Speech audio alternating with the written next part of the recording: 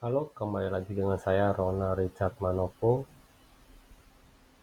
dari Universitas Satyagama dengan nomor induk mahasiswanya adalah 2220123200004 jurusan Teknik Sipil. Dengan dosen pengampunya adalah Bapak Agung Tri Putranto, STMM, CT, CHT, CHED. Pada kesempatan ini saya akan membahas tugas mata kuliah Mekanika Tanah 1, bab 4, yaitu mengenai soil konsistensi atau sifat keras lunaknya tanah.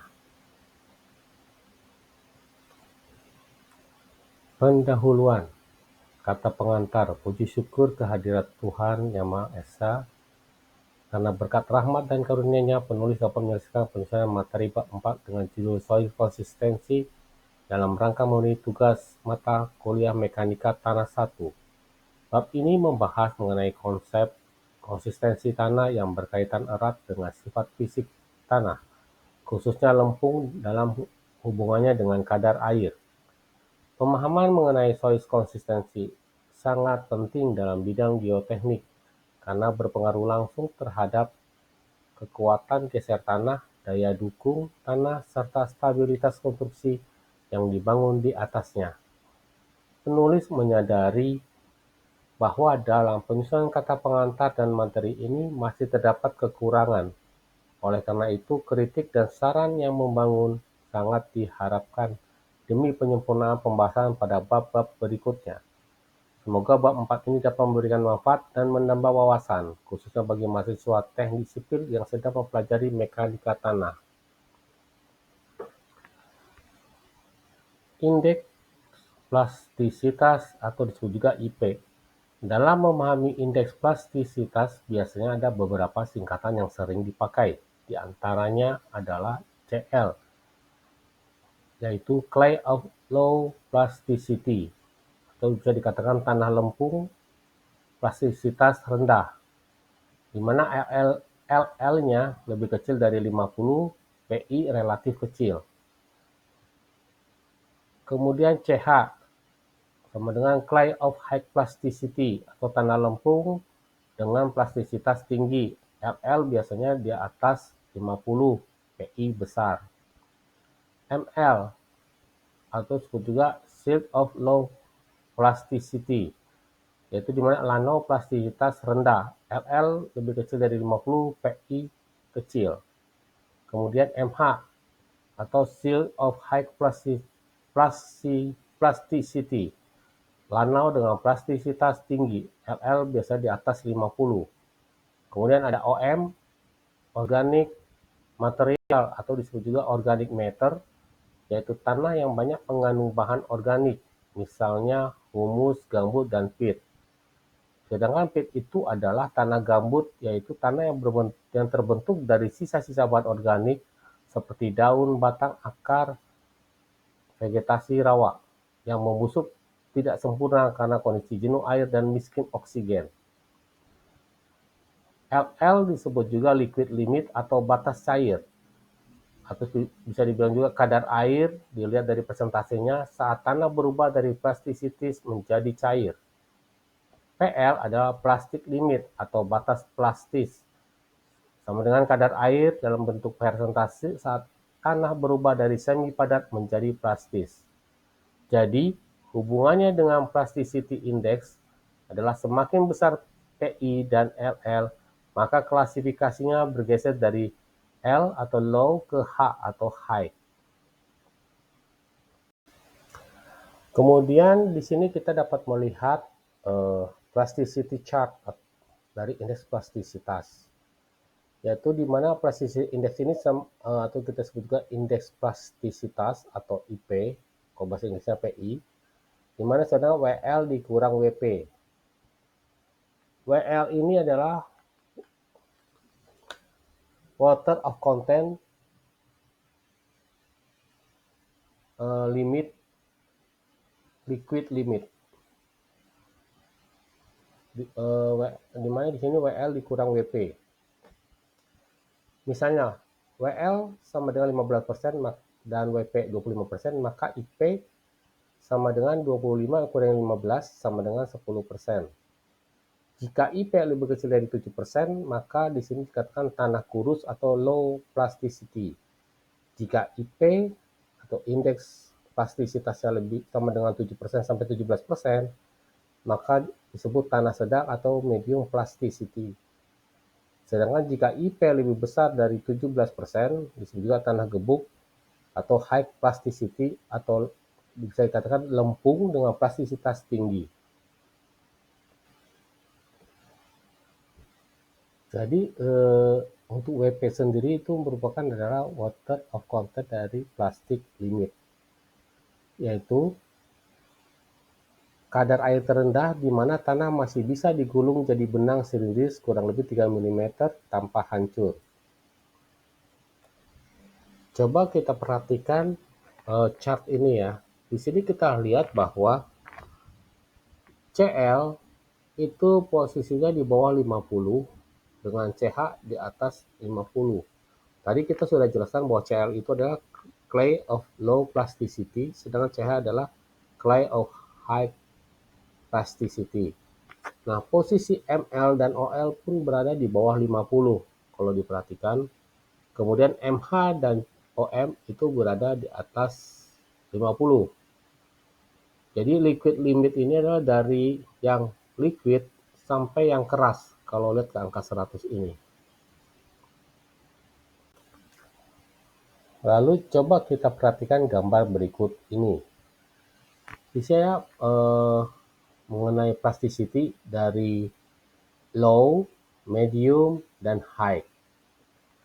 Liquid limit sini di angka 30 dan sini liquid limitnya adalah 50.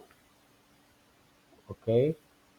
Nah, di sini kita bisa perhatikan bahwa dari angka 50 ke 0 itu kita sebutkan lower compressibility, dan 50 sampai 100 lebih kita sebut higher compressibility.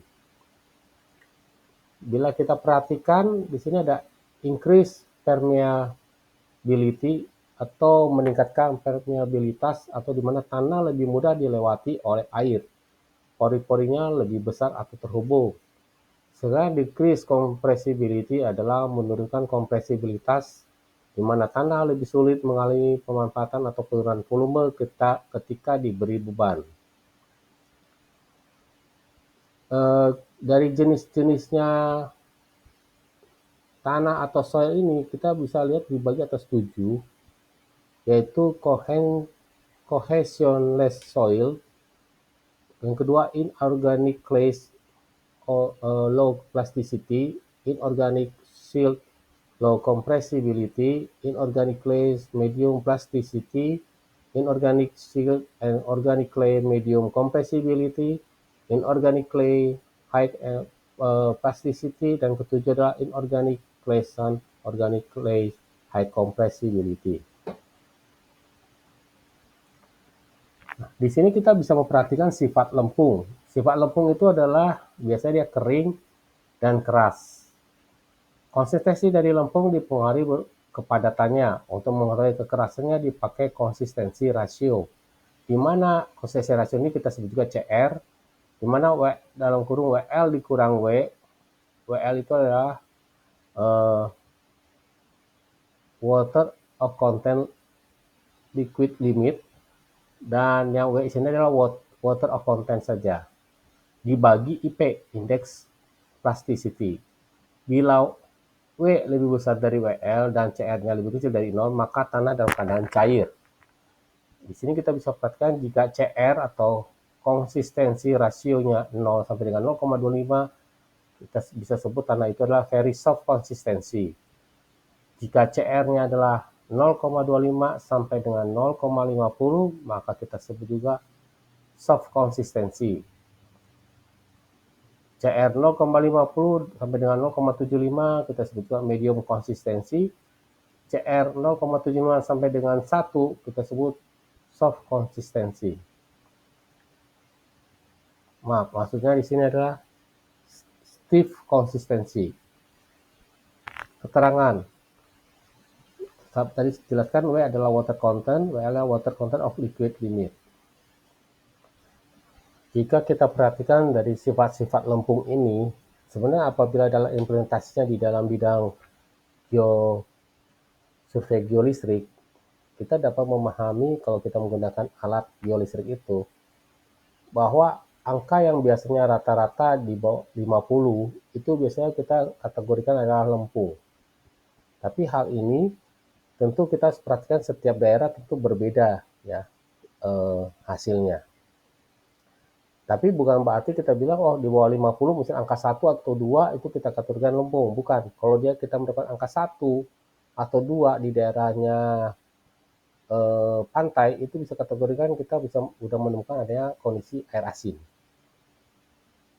Jadi kalau kita dapat memahami tentang lempung atau jenis batuan, kita dapat memahami kekerasan dari batuan itu kalau kita berdasarkan pengalaman ya di dalam melakukan survei geolistrik.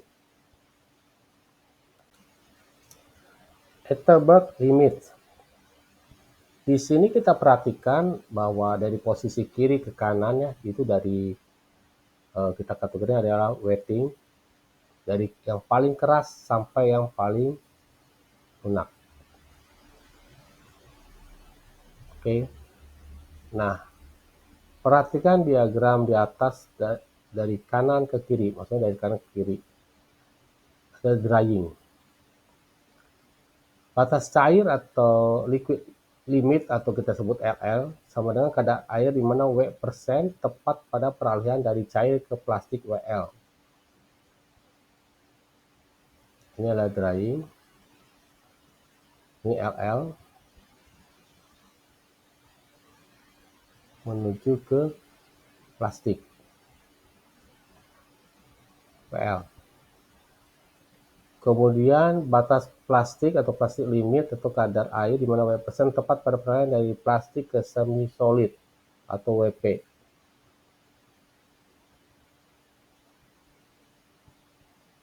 Kemudian batas susut atau shrinkage limit adalah kadar air di mana W% tepat pada peralihan dari semi solid ke solid. Pada peralihan semi solid ke solid. Berarti posisinya di sini. WS itu adalah water shrinkage content atau bisa disebut juga shrinkage limit. Jadi kita perhatikan ya teman-teman, di sini adalah solid, di sini adalah semi solid, di sini adalah plastik, dan ini adalah liquid.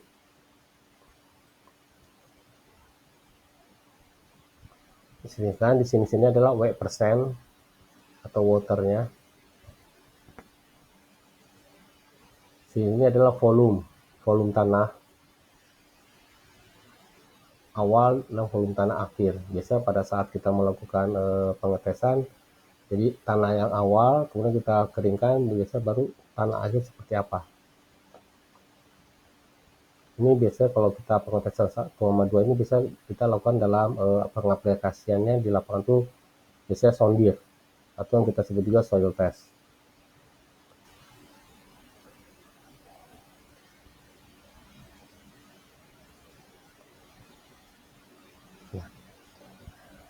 Bagaimana kita menentukan batas-batas konsistensi? Kalau di sini kita bisa lihat ya gambar. Gambar ini adalah peralatan yang digunakan yang biasanya dipakai untuk mengukur konsistensi rasio itu. Biasanya dari ini kita menggunakan tanah yang dipakai berdiameter 0,425. Kemudian tanah yang sudah dicampur dengan air dan diulet sampai merata, kemudian dimasukkan dalam mangkok Cassegrain setebal 8 mm. Selanjutnya dibelah dengan roving tools. Bila tanah dalam keadaan cair, belahan tadi akan menutup sendiri kalau airnya berkurang. Maka bila mangkok tadi diketok, belahan tadi dia bisa menutup. Nah, ini biasanya kita lakukan dalam pelakuan soil test ya. Biasa di lapangan itu kita melakukan yang namanya sondir. Untuk sondir sendiri kita cuma tekanan tanah, tapi ada satu pengujian lagi kita lakukan namanya boring. Boring ini biasa kita mengambil kedalaman sampai 20 meter, 30 meter, atau mungkin bisa juga 50 meter.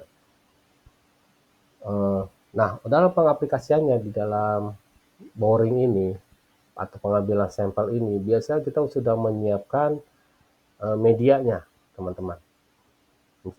Medianya kita udah siapin, kemudian kita udah siapin lilin juga dan tabung, ya kan. Kemudian pada saat kita lakukan boring ini, alat sendiri pun dirancang khusus, jadi berbeda dengan mesin stangbor deep well. Dia punya stangbornya, di dalamnya dia ada tempat untuk mengambil material. Biasanya kita tentukan untuk kedalaman berapa meter, dan berapa meter kita ambil sampel itu. Seperti itu. Dan setelah begitu ngambil, kita harus cepat langsung masuk ke dalam tabung, langsung kita segel dengan lilin. Supaya tidak terjadi penguapan terhadap tanah yang kita ambil. Sehingga dengan begitu kita bisa cepat datang bawa ke lab untuk melakukan pengujian. Karena jika saat kita ngambil sampel ini, biasanya kan tanahnya masih ada yang basah dan lembab gitu. Kalau dia tidak cepat ditutup, maka dia akan melakukan pengeringan, dan untuk ngering sudah tidak bisa kita gunakan lagi untuk tes sampelnya. Gitu. Menentukan batas cair atau determining liquid limit. Di sudut sebelah kiri ini adalah moisture content atau W%. Adalah water of content-nya di sini. Kemudian di sini adalah number of blow. Jadi berapa kali itu tumbukan. Jadi dengan kata lain bisa kita bilang suatu perjanjian bila diketok 25 kali dan belahannya sudah menutup, maka kadar air pada 25 ketokan tadi disebut batas air. Nah, di sini kita perhatikan. Di sini kan kita lakukan pengetokan sampai berhenti di 25 ini.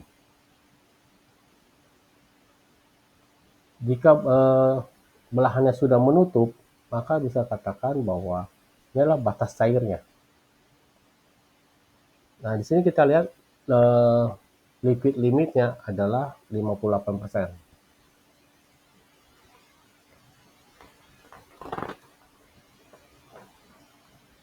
Dalam laboratorium, percobaan ini biasa dilaksanakan 4 kali percobaan.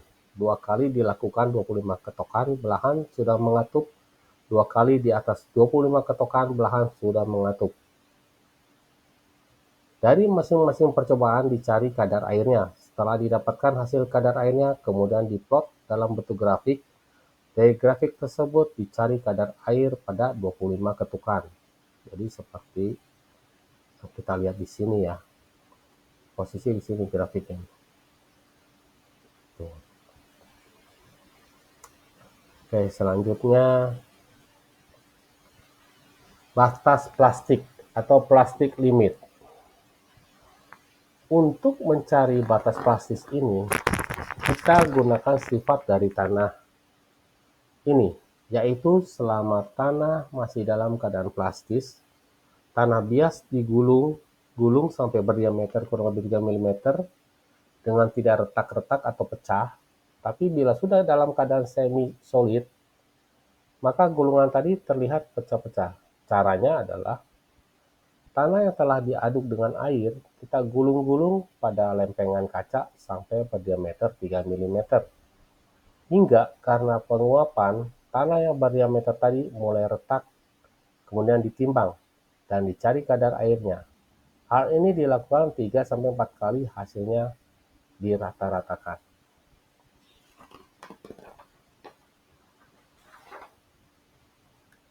Kita lanjut ke batas susut atau shrinkage limit. Oke, batas susut. Kalau kita lihat dari gambar ya, kita perhatikan ini adalah gambar tampilan sampel pertama. Kemudian ini ulangi penyusutan, dan ini kita lihat hasilnya setelah dari semi solid menjadi solid. Oke.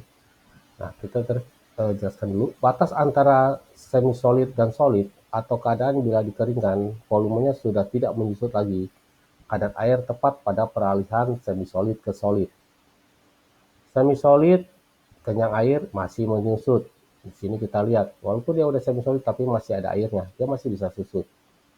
Kemudian solid adalah butir-butir tanah bersinggungan, bila dikeringkan tidak menyusut lagi.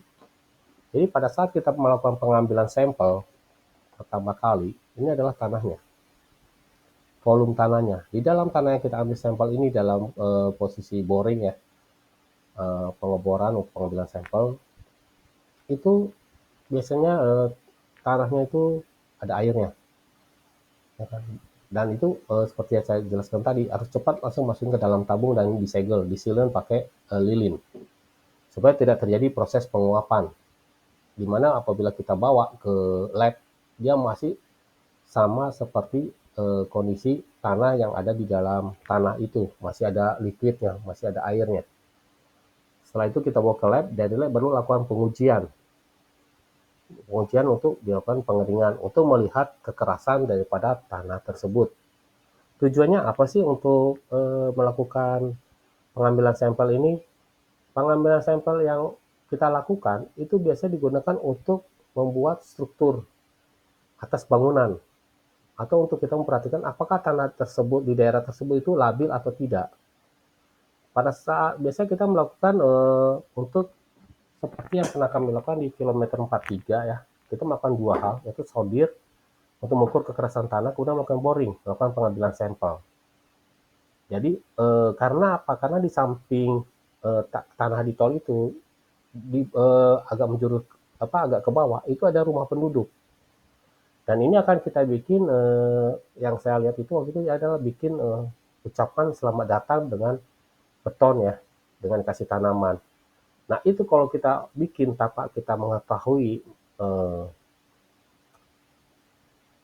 kekuatan tanah ini, dapat dipastikan apabila itu dibangun dengan agak beban berat ditambah dengan air hujan, maka beban beton ini ataupun tanah yang kita bangun ini bisa jadi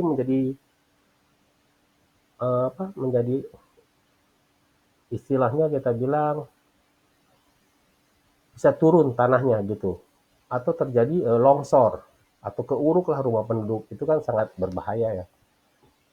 Jadi tujuannya di sini adalah untuk menghitung kekuatan tanah itu sendiri. Di sini ada V1. V1 ini adalah volume tanah waktu pengambilan pertama. Kemudian W ini adalah waternya, posisi airnya. Kemudian V2 adalah volume tanah setelah hasil akhirnya. Dan W2 adalah posisi air pada saat setelah dikeringkan sampai posisi solid. Begitu.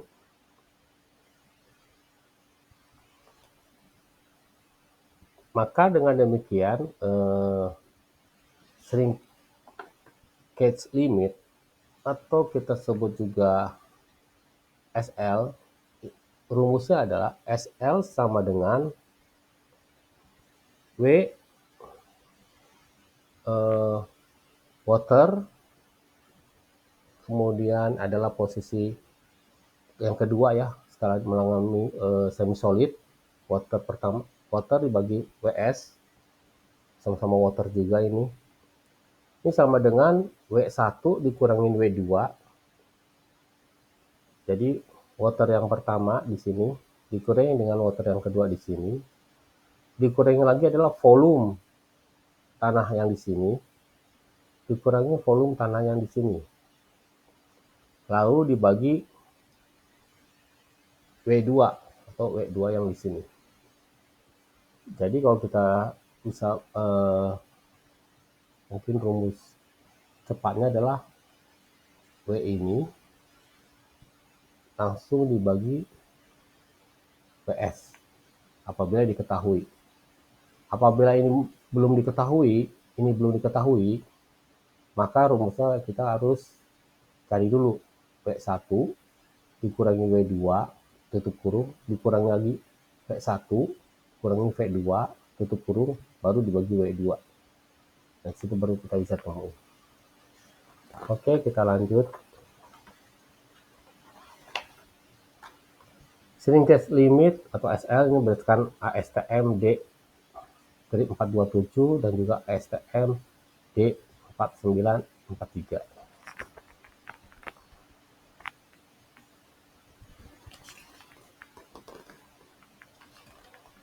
Tunggu sebentar. Maaf ya, ini kelihatannya saya ini yang terakhir ya. Kita bahas yang sebelah sini.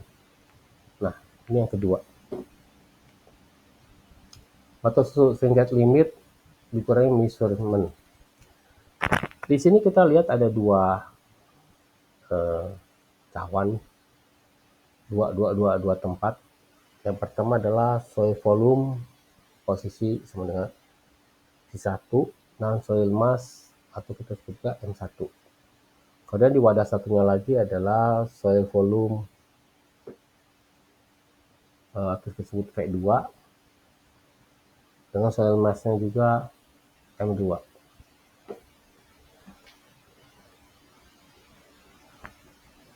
Di sini kita lihat rumusnya adalah shrinkage limit ya. Itu adalah W1 dalam bentuk persen dikurangin delta W dalam bentuk persen. Apa sih W1 dalam bentuk persen ini? Ini adalah di mana W1 atau adalah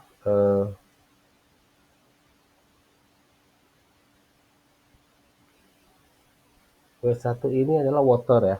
W1 ini water. Di mana M1 dikurangi M2 dibagi M2 dikali 100 untuk mencari W1 ini. M1 ini adalah massa tanah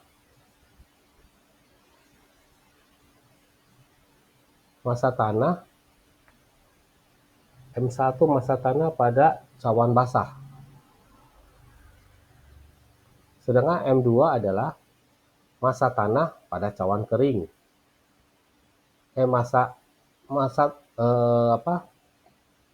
Tanah kering pada cawan 2. Ini adalah massa tanah basah pada cawan 1 dibagi M2 massa tanah basah pada cawan 2.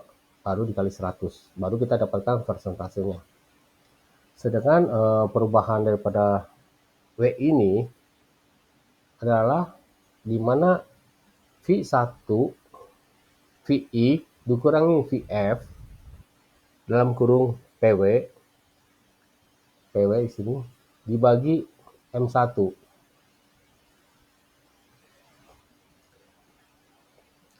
Jadi V1 itu adalah volume tanah kering, volume awal tanah. Sedangkan V2 adalah volume akhir dibagi massa 2 M2. Tunggu sebentar, ini kurang jelas ya. Maksudnya adalah V1 dikurangin VI dikurangi VF dalam kurung dikali PW dibagi M2 kali 100. Oke. Nah, PW itu apa sih? PW itu adalah weight of water at shrinkage limit atau berat air yang tersisa dalam sampel pada kondisi shrinkage limit. Maknanya adalah saat sampel tanah mulai dikeringkan dari kondisi jenuh, volumenya menyusut. Begitu kadar air mencapai shrinkage limit, penyusutan volume berhenti walaupun air terus berkurang. Nah, PW inilah jumlah berat air yang ada dalam tanah tepat pada kondisi itu.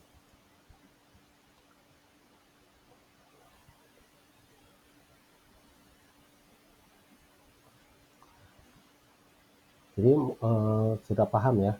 Jadi mencari SL shrinkage limit itu kalau kita perhatikan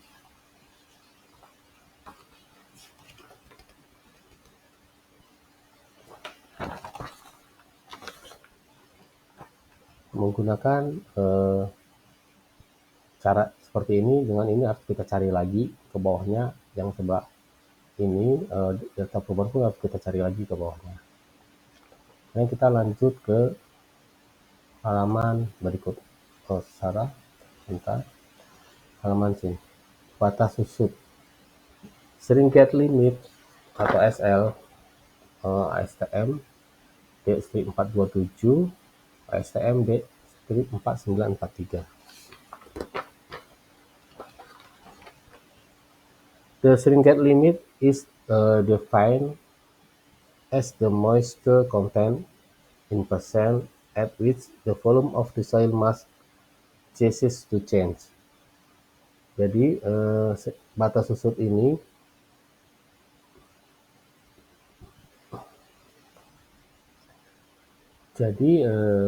maksud daripada definisi ini adalah batas susut bisa didefinisikan sebagai kadar air dalam persen pada saat volume massa tanah berhenti berubah.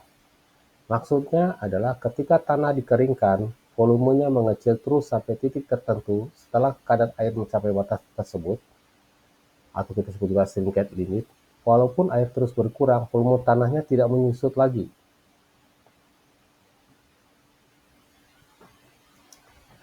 Nah, di sini kita lihat nih, soil volume, ini yang gambar pertama nih. Oke, kemudian ini adalah gambar yang kedua. Jadi di sini adalah soil before drying ini, dan ini adalah setelah drying. Yang B, yang A sebelum drying, B setelah drying. Kalau sini kita bisa perhatikan bahwa mengalami penyusutan ya, airnya menjadi seperti ini, air jadi menghilang. Nah, posisinya adalah walaupun misalnya air terjun, selama tanahnya itu tidak berkurang, maka sudah berada di ambang batas yang dimaksudkan. Nah, harus kita ingat bahwa SL adalah sama dengan W dalam persen dikurangi perubahan W dalam persen. Ini adalah kesimpulan daripada batas susut tersebut. Kemudian di mana SL juga itu kalau kita turunkan mencari W-nya itu adalah M1 dikurangi M2 dibagi M2. Kita udah tahu bahwa M1 itu adalah massa ya. Massa tanah awal sama massa tanah akhir dibagi massa tanah akhir. Sedangkan kalau VII adalah volume tanah awal, VF adalah volume tanah setelah dikeringkan, dan M2 masaknya dikali PW kali 100. Ini kita perhatikan.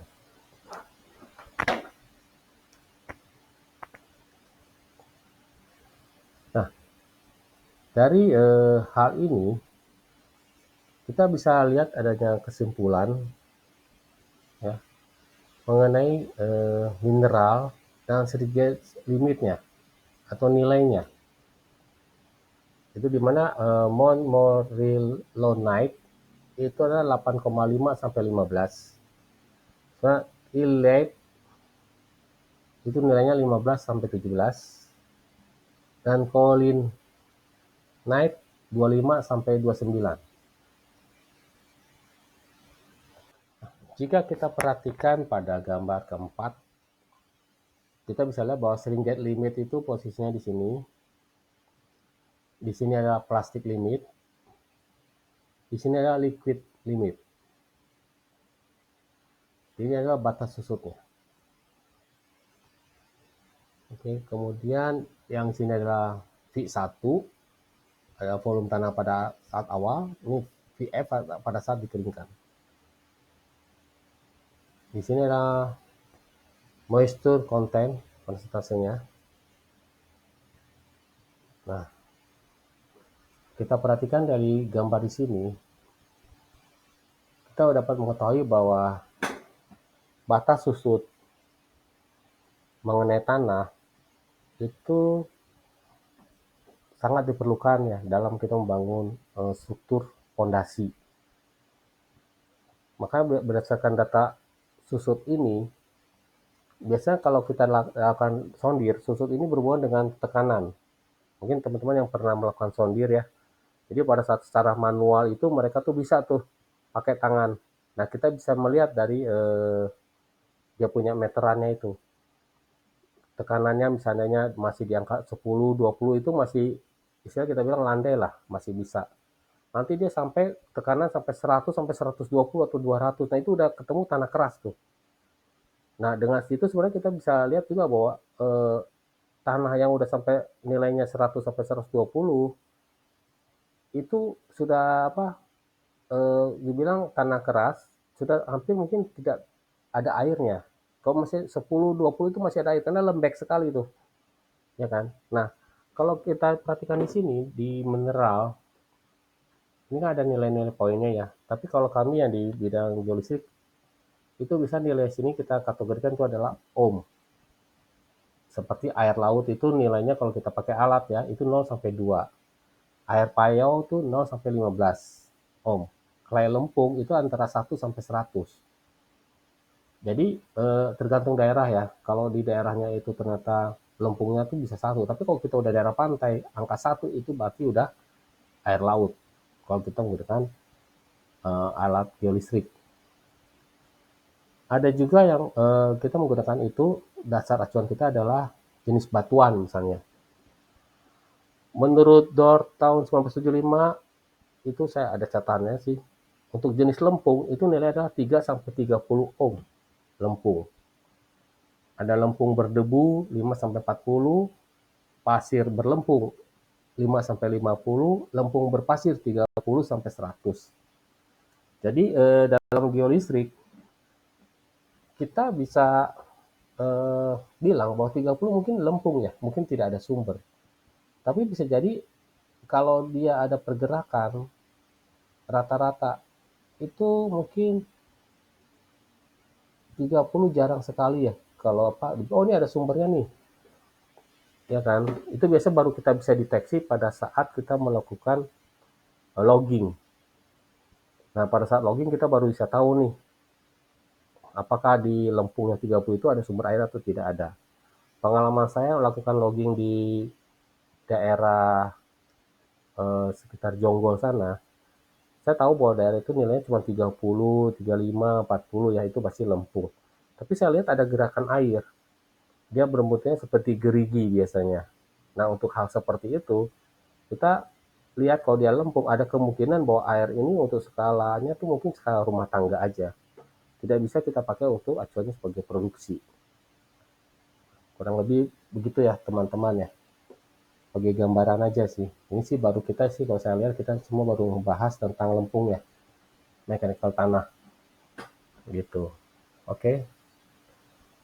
Akhir kata saya ucapkan terima kasih. Semoga eh, penjelasan saya dapat memberikan manfaat bagi teman-teman semuanya. Terima kasih. Salam sukses selalu.